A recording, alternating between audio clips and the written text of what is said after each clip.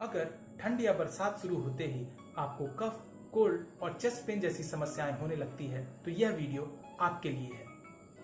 आज है हमारा day 7 of medicine from Indian kitchen.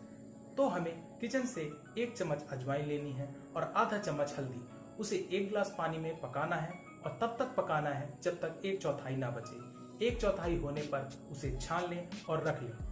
और इस पेय को सुबह और शाम 1-1 कप अवश्य पीना है। ऐसा करने से आपके चेस्ट पेन में राहत मिलेगी और साथ ही साथ जो भी आपको कफ बनता है वह धीरे धीरे बाहर हो जाएगा। ऐसे ही वीडियो के लिए हमारे चैनल को सब्सक्राइब करें और कमेंट में लिखें जय आयुर्वेद।